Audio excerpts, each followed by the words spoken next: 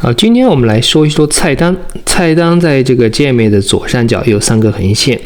所谓菜单，如果你熟悉电脑，应该都知道什么意思。如果你不熟悉电脑的话呢，其实你点击它，你会发现这边呢有很多的选择，这和你点菜的时候菜单一样。最上面这几个功能基本上在界面上面都有，比如说第一个地图，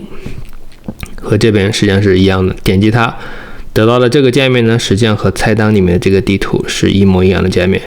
第二个功能是摄影工具，这就是我们说的这6个摄影工具。这个工具是和点击这个按钮得到这6个按钮，或者说你点击这个下拉按钮得到这个也是一样的道理。这里的日历和事件呢都是在这个按钮里面，如果你单击的话就得到了事件，点击这个按钮就可以到日历，或者说你直接长按这个按钮也可以到日历。好，再往下呢，这个离线海拔是目前只有在菜单里面能够得到的。在这边我们可以看到已经下载的这些文件，你可以点击这个按钮删除它。另外呢，我这边说一下中国版。如果你下载的是中国版，中国版是免费下载，但是你可以在菜单里面写个升级按钮。只有中国版没有升级的时候才会有这个按钮，如果你升级过了以后呢，这个升级按钮就不存在了。如果你点击升级呢，你可以用支付宝来支付升级到专业版。这里强调一下，中国版升级到专业版以后，它的功能和你在谷歌商店购买的国际版的功能是一模一样，没有任何区别。所以很多人都觉得我会给中国搞一个特供版本，会把一些功能给卡掉，其实没有这样去，我绝对不会这样去做的，好吧？所以请大家相信这一点。如果你已经购买过，你有你的账户订单号，在新的一个手机重新安装的话呢，你可以点击这个恢复已购买功能，输入你的账户订单号，申请密钥就可以了。这个密钥是和你的手机去绑定的，所以你不能够只把你的订单号发给我，我是没法给你密钥的。你必须点击这个申请按钮，把那一段文字发给我，然后我才能给你回复。等你拿到密钥以后呢，你就可以点击我有密钥来恢复这个功能。再往下看呢，这边有一个计划文件和一个标记文件，点击这2个地方可以打开你以前已经保存的标记文件或者是计划文件。然后这边呢有2个保存按钮，分别是保存当前计划和保存当前标记。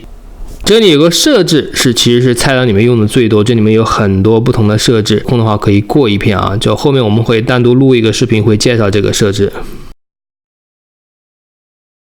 这里呢有个启动发现传感器，这个实际上就是大家要找的指南针的功能。如果你点击它呢，你必须要在这一边切换到这个焦距工具，这样出现一个绿色的扇形。这时候你把你的手机拿起来旋转的话，你会发现这个绿色的扇形是跟着你的方向去动，它指的方向就是你面对的方向。当然我在这边不好演示，因为我手机现在是平放的，以后有机会在实地使用的时候可以给大家做一个演示。这后面呢，这3个呢是跟计划有关系。第一个，比如说我们要分享一个计划，如果对方没有 Planet， 但是又想知道去什么地方拍，什么时间，就可以通过文本方式。如果对方有 Planet 的话呢，你可以直接把这个计划文件分出去，这样就更方便，因为对方用 Planet 直接就可以把你这个计划文件打开，和你看到的是一模一样的一个计划。标记文件就是把你能看到的标记作为一个文件分享出去，一个文件里面可以有多个标记。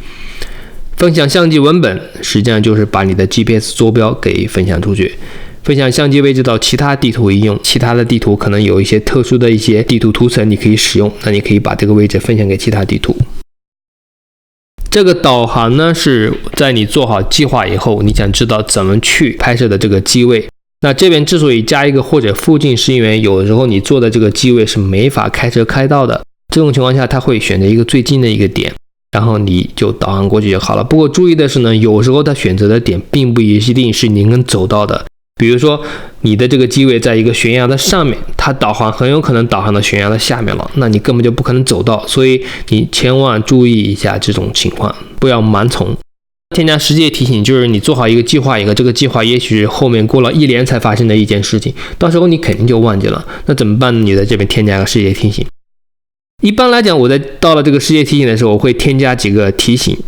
比如说这个地方可能比较远，那我就说我1天之前就提醒我一次，然后我可能再添加一个新的提醒，说半个小时或者1个小时之前，也就这时候提醒我，哎，你该出发了，这取决于这个地方离我有多远。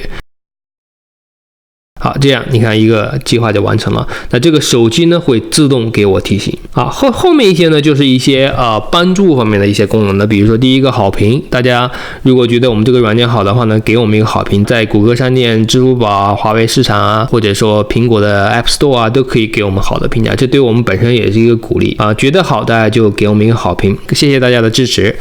然后这个视频教程呢，实际上就是打开一个视频教程页，就可以看到目前你看的这些视频了。然后用户指南实际上就是个文本范式，像前面的视频教程是视频范式，这个就是文本范式，这取决于你的偏好了。500px 社区实际上是在视觉中国上面的一个部落，这个部落里面你可以投稿参加我们的比赛。脸书或者是 Instagram 也是在国外的用户可以使用的一些链接。最后一个呢就是帮助，这个帮助实际上最主要是你可以看到这个当前的版本号，当然这边还有一些对我们这个软件的一些介绍。